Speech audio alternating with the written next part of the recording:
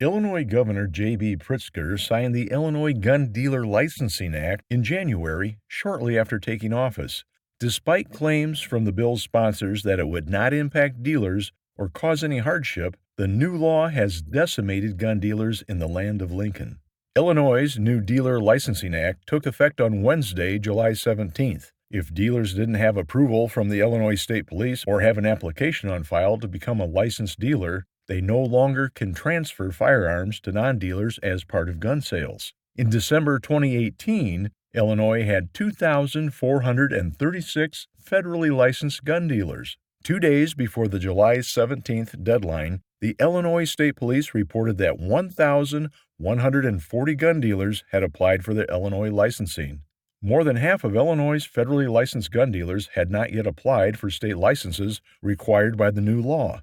The law requires gun stores, including pawn shops that want to sell firearms, to have a state license on top of a federal license. The state also requires owners to install video surveillance equipment in addition to a litany of state-specific training and security requirements. The state certification costs up to $1,500 for 3 years. After the legislation passed, several gun stores announced they plan to close because of the new law. Todd Vandermeide, a lobbyist for gun dealers, said, "As we expected, this was never about accountability or regulating an industry. It was about driving gun dealers out of business and making it harder for people to have access to their Second Amendment rights." Meanwhile, one of the bill's sponsors had a different take.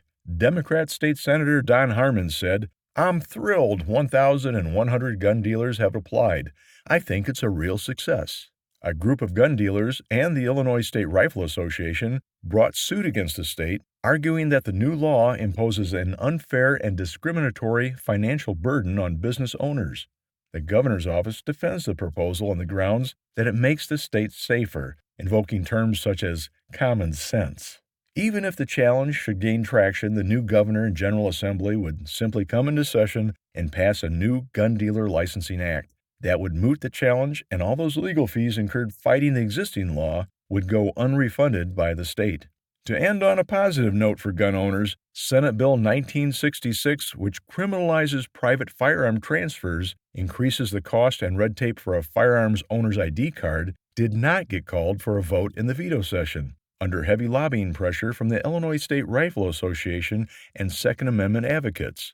The Gun Doctor is brought to you by Smokin' Gun Works. Smokin' Gun Works with daily shooting events on their 5-star, nationally rated range. For smoking hot deals, it's Smokin' Gun Works.